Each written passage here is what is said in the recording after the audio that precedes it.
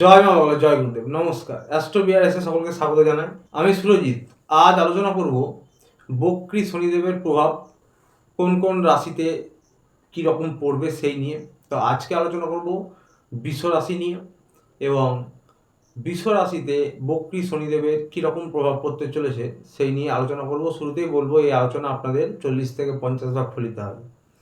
কেউ দয়া করে ভাববেন না এটা 100% ফলিত হতে চলেছে। তার কারণ হচ্ছে, বর্তমান পরিস্থিতিতে গ্রহের যেরকম স্থিতি রয়েছে তাতে বক্রী শনিদেবের বৃষ রাশির উপর কীরকম প্রভাব পড়বে সেই নিয়ে এটি কারোর ব্যক্তিগত লগ্নকুষ্ঠী নিয়ে আলোচনা নয়, সেটা মাথায় রেখে দেখবেন। এবং যার ব্যক্তিগত লগ্নকুষ্ঠীতে শনিদেবের দশা অন্তর্দশা বা শনিদেবের স্থিতি অত্যন্ত খারাপ, তার ক্ষেত্রে কিছু বৈষম্য কিন্তু হতেই পারে। শুরুতেই বলবো যে বক্রী হচ্ছেন শনিদেব 30 জুন থেকে থাকবেন একেবারে 15ই নভেম্বর পর্যন্ত। এবং বক্রী রয়েছেন শনিদেব আপনাদের 10 নম্বর হাউস অর্থাৎ কুম্ভ রাশিতে।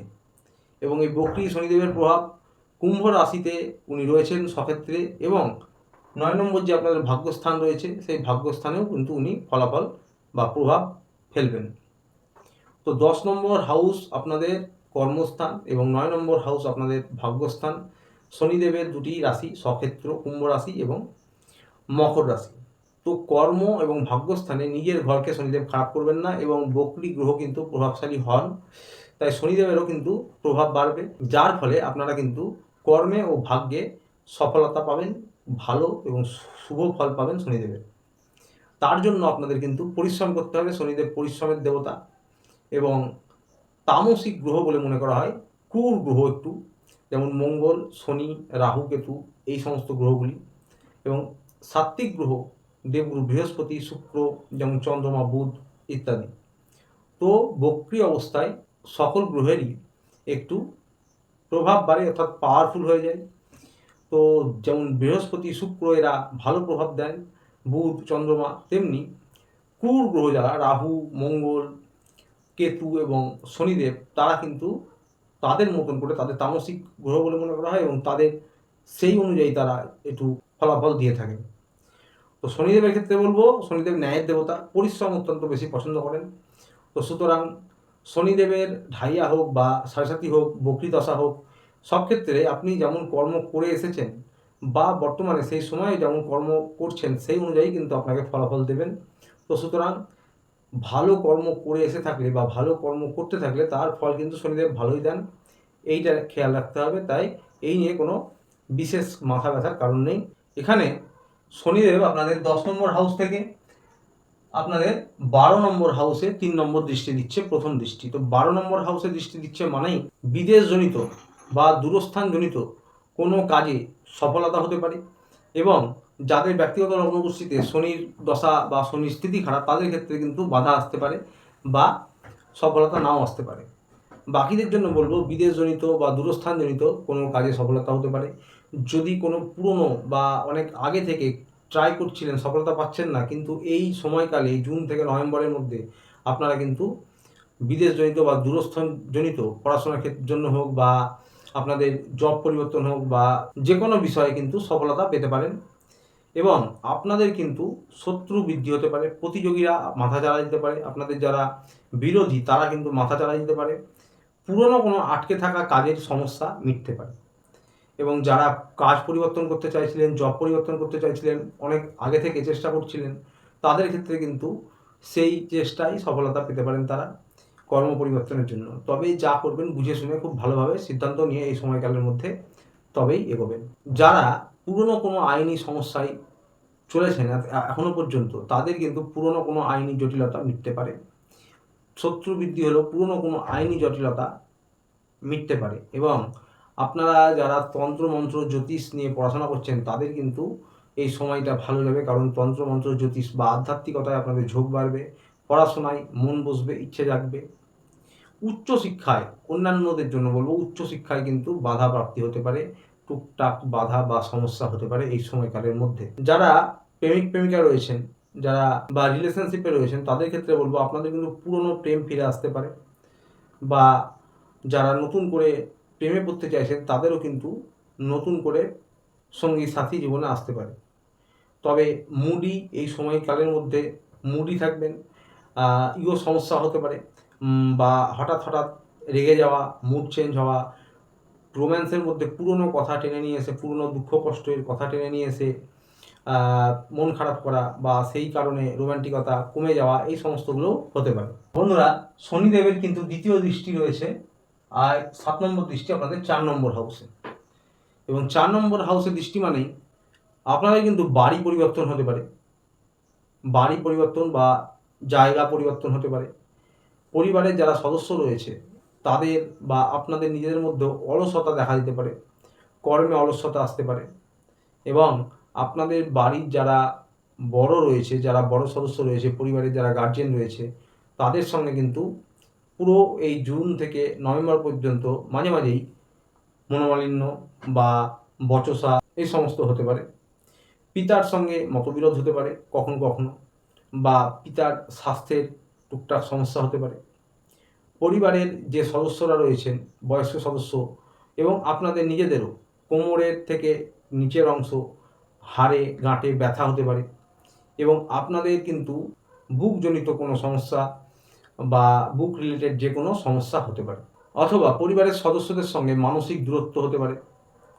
এই বিষয়গুলি কিন্তু ঘটতে পারে। এরপরে শনিদেবের 10 নম্বর দৃষ্টি আপনাদের 7 নম্বর হাউসে, অর্থাৎ স্বামী স্ত্রী, হাজব্যান্ড ওয়াইফ, পার্টনারশিপে ব্যবসা, এই সমস্ত বিষয়। হাজব্যান্ড ওয়াইফের জন্য বলবো, আপনাদের কিন্তু পরিশ্রম করতে হবে, নিজেদের সম্পর্কে একে অপরের কেয়ার করতে হবে, একে অপরের যত্ন নিতে হবে, একে অপরকে বোঝার চেষ্টা করতে হবে। এইগুলি যদি আপনারা করেন, ইগোকে দূরে সরিয়ে রাখতে হবে, কারণ বকরি শনি মাঝে মাঝে ভুল বোঝাবুঝি হতে পারে, মাঝে মাঝে মুড সুইং করতে পারে। তো এইগুলো যদি আপনারা করেন তাহলে কিন্তু মোটের ওপর আপনাদের এই সময়কালটা ভালো যাবে। আপনাদের স্বামী স্ত্রী যারা কর্মে নিযুক্ত রয়েছেন তাদের কিন্তু পরিশ্রম বাড়বে, মানসিক অস্থিরতা বাড়বে, তবে নিজেদের মধ্যে মেলবন্ধনটা ভালোই থাকবে, রোম্যান্টিকতা মোটামুটি একই রকম থাকবে। মাঝে মাঝে পুরনো বিষয়কে, পুরনো দুঃখ কষ্ট, পুরনো কথাকে টেনে নিয়ে এসে মন খারাপ করা, মনোমালিন্য করা, এগুলো হতে পারে। তার আরেকটা কারণ বলে রাখবো, যে এখানে শনিদেবকে নিয়ে আলোচনা হচ্ছে, তাও বলবো যে আপনাদের এই 7 নম্বর হাউস, এই 7 নম্বর হাউসের অধিপতি হচ্ছে দেবগুরু বৃহস্পতি, এবং দেবগুরু বৃহস্পতি কিন্তু এই জায়গায় রয়েছে এবং সরাসরি আপনাদের ঘরে দৃষ্টি দিচ্ছে। তো সুতরাং দেবগুরু বৃহস্পতির দৃষ্টিতে অমৃত রয়েছে, এবং উনি অনেকটাই মেকআপ করবেন। তাই বলা যেতে পারে এই সময়কালের মধ্যেও আপনাদের হাজব্যান্ড ওয়াইফের মধ্যে কিন্তু সম্পর্ক ভালোই থাকবে। যে বিষয়গুলি বললাম ওগুলো মাথায় রাখবেন, এবং আপনারা যারা জব করেন তাদের কিন্তু ব্যস্ততা বাড়বে, পরিশ্রম বাড়তে পারে, মাঝে মাঝে মনে অলসতা আসতে পারে, কিন্তু পরিশ্রম আপনাদের বেড়ে যাবে, মানসিক অস্থিরতা বাড়বে, এবং আপনাদের হাজব্যান্ড ওয়াইফের মধ্যে মোটামুটি বোঝাপড়া ভালোই থাকবে। তবে সন্তানদের সাথে মাঝে মাঝে মনোমালিন্য হতে পারে, এবং সন্তানদের স্বাস্থ্যের টুকটাক সমস্যা হতে পারে, এই বিষয়টি খেয়াল রাখবেন। তো বন্ধুরা, এবার বলবো ব্যবসা বাণিজ্য, সরকারি বেসরকারি চাকরি করেন যারা, তাদেরকে উদ্দেশ্য করে।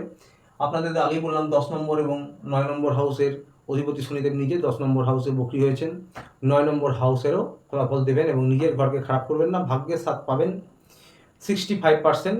পরিশ্রম যারা করছেন, প্রয়াস যারা করছেন, কারণ শনিদেব পরিশ্রমের দেবতা, ন্যায়ের দেবতা, ন্যায় করবেন, পরিশ্রম করলে উনি খুশি হন। তো সুতরাং সেই অনুযায়ী আপনারা যারা পরিশ্রম প্রয়াস করছেন তাদের পুরনো কোনো আটকে থাকা কাজ সফল হতে পারে, এবং পুরনো আটকে থাকা টাকা উঠতে পারে। যারা যে কোনো মেশিনারি কাজে রয়েছেন, যারা যে কোনো কম্পিউটারের সফটওয়্যার, হার্ডওয়্যার, বা যে কোনো টেকনিক্যাল লাইনে রয়েছেন, ইঞ্জিনিয়ারিং লাইনে রয়েছেন, যে কোনো ইঞ্জিনিয়ারিং লাইনে রয়েছেন, ভারী মেশিনারি যুক্ত যে সমস্ত কারখানা রয়েছে সেখানে যারা কর্মযুক্ত রয়েছেন, এছাড়াও তেল, চামড়া, এই সমস্ত বিষয় নিয়ে যাদের পেশা, এই সমস্ত ক্ষেত্রে, এছাড়াও বিভিন্ন ক্ষেত্রে আপনাদের টাকার ফ্লোয়িং বা রোজগার ভালো থাকবে। তবে কোনো কারণে বা যে কোনো কেউ বা যে কোনো কারোর মাধ্যমে আপনারা কিন্তু প্রতারিত হতে পারেন, আপনাদের ঠকাতে পারে, এই বিষয়টা খেয়াল রাখবেন এই সময়কালের মধ্যে। তাই খুব বুঝে শুনে সিদ্ধান্ত নেবেন বা সতর্ক থাকবেন। এবং আপনারা এই সময়কালের মধ্যে শনিদেবের 4 নম্বর হাউসে যে দৃষ্টি পড়ছে সেই প্রভাবে আপনাদের কিন্তু মা বা মাসি, কাকিমা, মাতৃতুল্য এরকম কারোর কাছ থেকে, বা মালিক পক্ষের কারো কাছ থেকে উপকৃত হতে পারেন অর্থনৈতিকভাবে। তো এই মোটামুটি আপনাদের প্রভাব পড়তে চলেছে রাশির উপর এই বিষয়ে, এবং কিছু নেগেটিভ বা অর্থনৈতিক ক্ষেত্রে বেশ খানিকটা পজিটিভ আপনারা ফলাফল পেতে চলেছেন। শনিদেবের এই সময়কালীন শনিদেবের প্রভাব বা খারাপ প্রভাব কাটাতে, বিশেষ করে যাদের লগ্নকুষ্ঠিতে শনির দশা অন্তর্দশা খারাপ চলছে, স্থিতি খারাপ, তাদের উদ্দেশ্যে আরও বেশি করে বলবো যে আপনারা শনিদেবের মন্দিরে গিয়ে শনিবার পুজো দিতে পারেন এবং বজরংবলী মন্দিরে মঙ্গলবার সপ্তাহে যে কোনো একদিন পুজো দিতে পারেন, বা 2 সপ্তাহ অন্তর মাসে একদিন পুজো দিতে পারেন। কিন্তু বাড়িতে রোজ হনুমান চালিসা যদি পাঠ করতে পারেন খুব ভালো হয়, অত্যন্ত ভালো প্রতিকার হয়।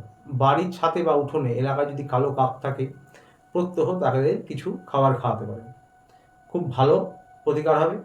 তো আসছিল এই পর্যন্তই। স্বাস্থ্য নিয়ে আগেই বলেছি যে মেজর কোনো সমস্যা বা বড় কোনো সমস্যা নেই, তবে হাড়ে কাটে ব্যথা, কোমরের নিচের অংশে বা বুক রিলেটেড যে কোনো সমস্যা হতে পারে।